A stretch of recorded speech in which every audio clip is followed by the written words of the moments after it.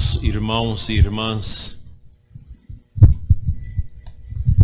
nós estamos no itinerário quaresmal, terceiro domingo. Para nós católicos é um tempo forte e nós já crescemos nesta tradição tão bonita da Igreja que nos convoca e nos insere neste caminho de contemplação do mistério da entrega de Cristo por nós. Nós crescemos escutando estes ensinamentos, tanto nas homilias dos sacerdotes, como na catequese, na evangelização. Cristo morreu pelos nossos pecados. Cristo entra no templo para realizar aquela purificação do templo. Nós não vamos entrar aqui nos aspectos históricos e do significado de tudo isso, mas o templo de Jerusalém recebe Cristo, que coloca para fora dele aqueles que não deveriam estar ali dentro, a vender, a fazer câmbio de moedas e outras atividades comerciais. O zelo pela tua casa me consumirá. O zelo pela casa de Deus. Foi este o grande exemplo que Jesus nos deu. Nós também somos um templo. Como o corpo de Jesus também é um templo. E é interessante que no Evangelho de hoje, no final do Evangelho, quando aqueles falsos judeus se colocavam como crentes em razão dos sinais que Jesus realizava, Jesus não acreditou neles. Porque ele tinha um dom de conhecimento. Primeiro porque Cristo é Deus. Deus não conhece a gente somente por fora, mas nos conhece por dentro. Nós podemos morar com uma pessoa a vida toda que a gente não tem poder para conhecê-la por dentro. Mas Deus tem. Deus nos conhece. Não para nos punir e maltratar, mas por amor. Deus nos conhece por amor. Naquele catecismo antigo que nós mais velhos fomos nele formados, com aquelas perguntas, muitas perguntas e respostas, eu me lembro quando minha mãe me catequizou para a primeira comunhão aos 8 anos, a primeira pergunta era: quem é Deus? E tinha a resposta: Deus é um Espírito perfeitíssimo e eterno. Não teve princípio e nem terá fim. Onisciente e presente. Criador de todas as coisas, visíveis e invisíveis. Deus é o amor elevado à última potência. É o amor dele que o faz conhecer tudo, o passado, o presente, o futuro, e Deus nos conhece por dentro. Hoje Jesus entra no templo do nosso coração e nós precisamos permitir que ele ajude nesta limpeza interior quaresmal que todos nós precisamos fazer. Na oração do início da missa coleta, antes das leituras, nós contemplamos o resumo de todo um projeto quaresmal para nós, católicos. Ó Deus, fonte de toda misericórdia. Nós somos carentes desta misericórdia de Deus. E de toda bondade. Deus não é mau, Deus é bom. vós nos indicastes o jejum, a esmola e a oração como remédio contra o pecado. Qual é o grande mal do mundo? O pecado. Todo esse contexto que nós vivemos da peste, ele está marcado e fendido pelo pecado. Como está? Como o pecado vem na garupa desta pandemia?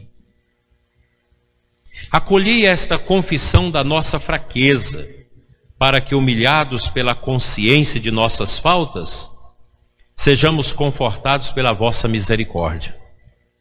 É uma oração muito profunda, que nos coloca diante de nós mesmos, carentes e necessitados da misericórdia de Deus. E o núcleo aqui é a vitória contra o pecado. Mas o que é o pecado? Santo Agostinho dá para nós uma resposta muito interessante. Ele nos ensina que o pecado é um pensamento, uma palavra, uma atitude contra a lei de Deus. E a primeira leitura nos apresenta o Decálogo, os 10 mandamentos, que o nosso Deus outorgou a Moisés para que ele desse ao povo de Israel a lei. Tudo isso que nós ouvimos na primeira leitura. O amor ao único Deus, prestar cultos, guardai o sábado, é a lei antiga. Nós vemos agora toda essa desobediência à lei de Deus, né? Quando nós somos chamados a obedecer às autoridades humanas. Isso nunca aconteceu na vida da história da igreja. Você tem que obedecer aos homens. E é uma obediência falsa. Porque o que se exige em muitos lugares no Brasil, que é o fechamento das nossas igrejas, isso é uma afronta à lei pétrea da nossa Constituição, no artigo 5º, no inciso 6º, e em muitas outras partes da Constituição. E o que nos entristece é que às vezes tem pessoas católicas que nos atacam por sermos contra o lockdown, contra o fechamento das nossas igrejas. O que nós precisamos é o cuidado, o zelo. Nós estamos no contexto de uma peste grave, perigosa, que tem ceifado a vida de muitas pessoas. Mas fechar tudo, parar tudo, qual vai ser o resultado disso? Fechar as igrejas, como em muitos municípios, inclusive da nossa diocese, estão fechadas, e se isso perdurar, nós vamos entrar na justiça, porque Deus merece ser respeitado. As pessoas têm o direito de prestar cultos a Deus em comunidade.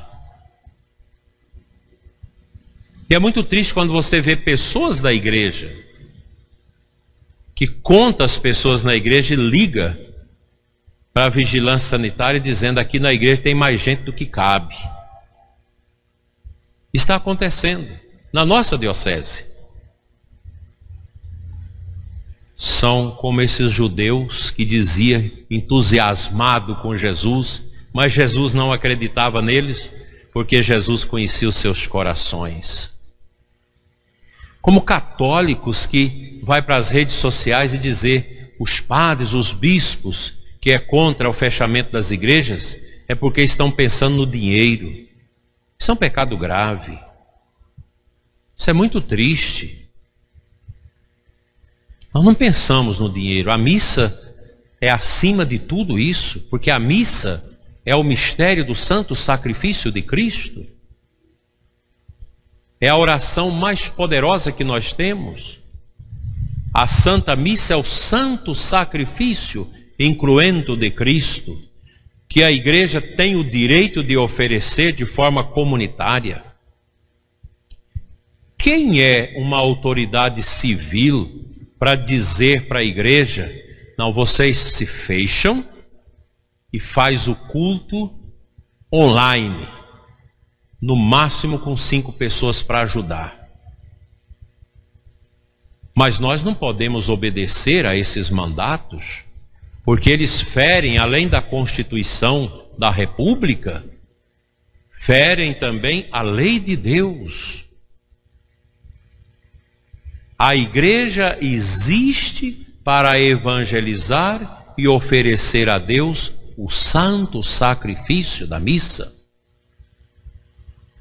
E como é bonito a gente contemplar em muitos lugares em que as autoridades que são tocadas por Deus, que não enveredam por este caminho, por esta obscuridade.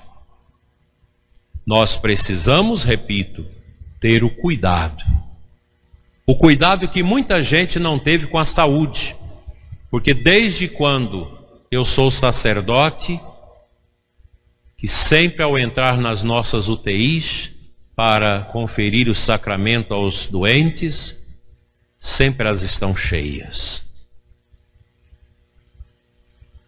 E agora a gente percebe que esta falta de cuidado, de administração desta situação, leva tanta gente à obscuridade, pensando que o lockdown vai resolver.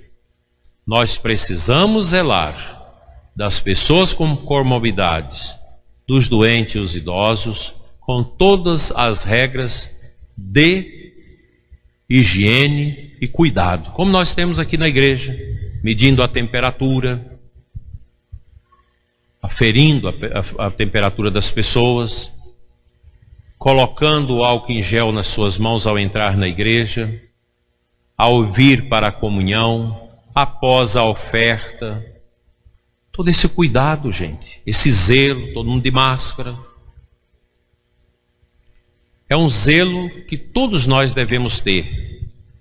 Mas parar tudo, fechar as nossas igrejas, isso não agrada a Deus.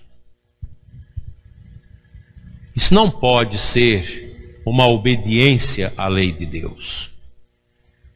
É interessante que nesta oração, que nos chama a praticar o jejum, a esmola e a oração como remédio contra o pecado, a oração também nos fala que nós devemos confessar a nossa fraqueza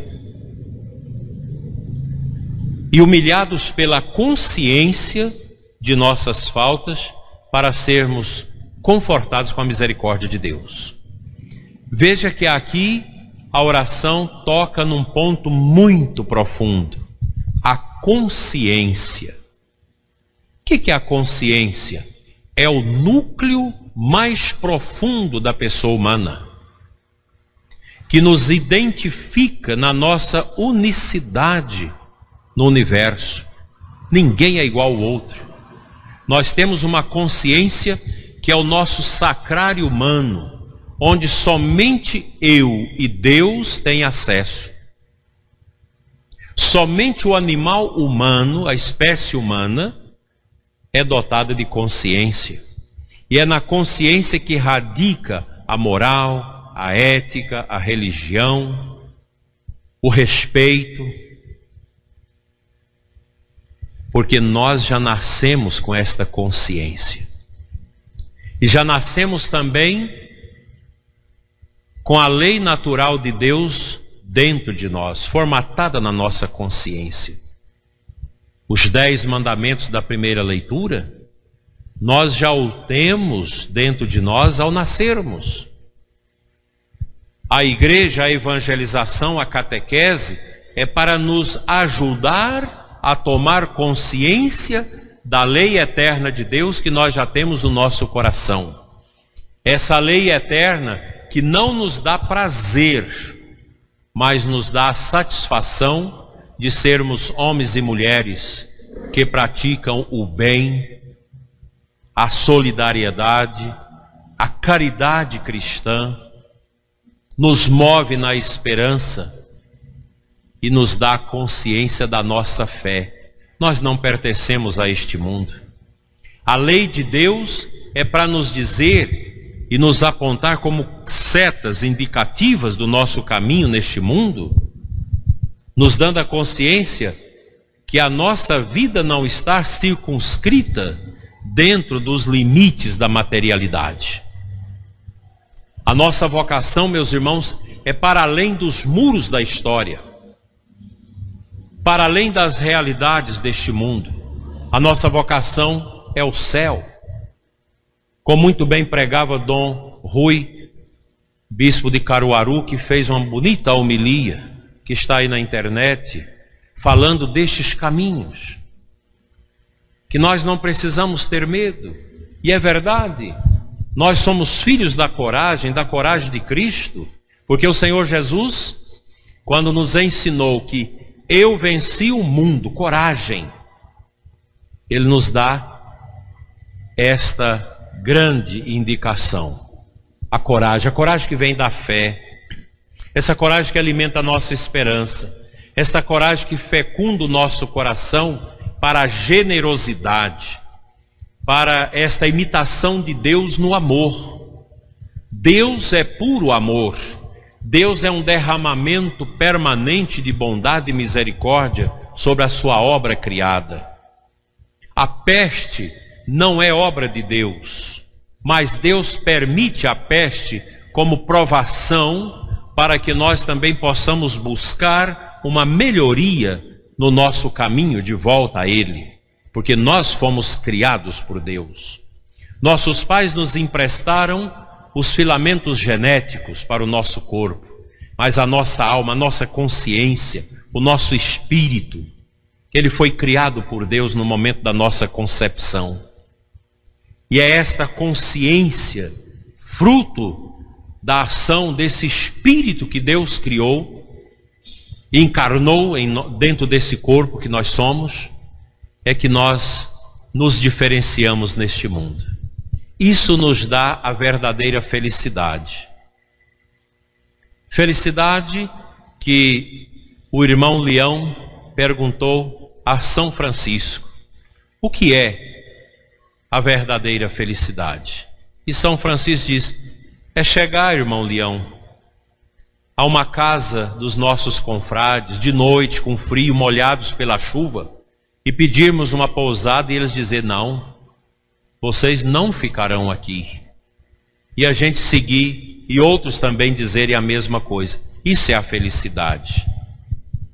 Esta felicidade do cristão é o que São Paulo fala na sua segunda leitura de hoje, nos apresentando a beleza do sacrifício da cruz de Cristo como a grande resposta ao nosso conflito interior, às nossas angústias interiores, a esta instabilidade existencial que muitos de nós sentimos, com depressão, com medo, com tristeza, com dor por perder alguém.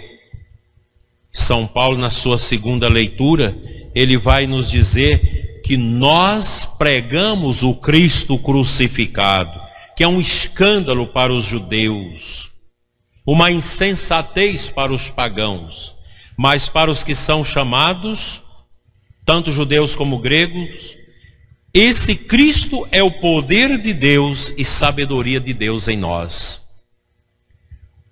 Esta sabedoria nós não a adquirimos nos bancos escolares, universitários, nem nos grandes livros das bibliotecas. Essa sabedoria vem do alto, ela é um dom do Espírito que opera na nossa consciência para que nós sejamos cada vez mais melhores.